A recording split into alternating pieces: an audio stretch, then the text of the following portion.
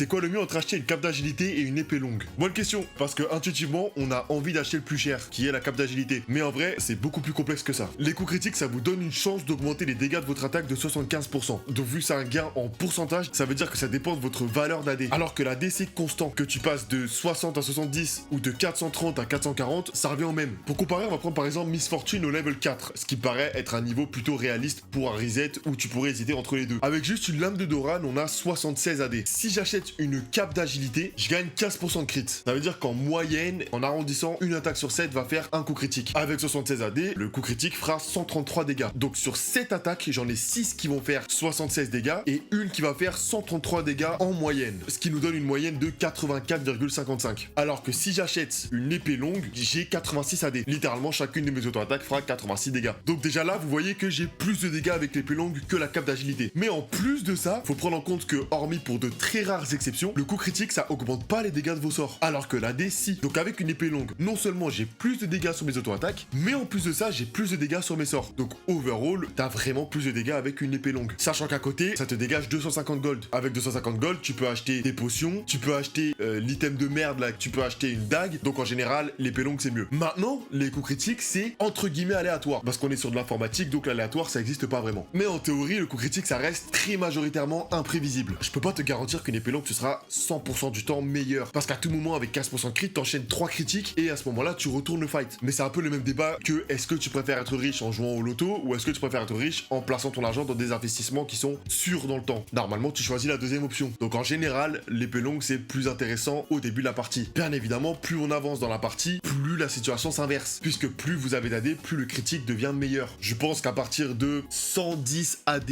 le critique devient plus intéressant sur un champion qui a pas énormément de dégâts sur ses sorts, comme Miss Fortune. Et aussi, faites attention, il y a des exceptions. Par exemple, Tryndamere, il a déjà du crit dans son passif. Donc c'est très fort de racheter du crit en plus. Surtout que à chaque fois qu'il fait un crit, il réduit le cooldown de son E. Et il gagne plus de fureur. Donc clairement, c'est très fort. Jhin, il gagne de l'AD quand t'achètes une cape d'agilité. Et en plus, à chaque fois que tu fais un coup critique, tu gagnes de la move speed. Yasuo et Yone multiplient par 2 leur crit. Donc une cape d'agilité, c'est beaucoup plus fort qu'une épée longue. Mais 95% du temps, en early game, une épée longue, c'est plus intéressant. Ça pourrait être intéressant de comparer la brillance et l'épée longue aussi.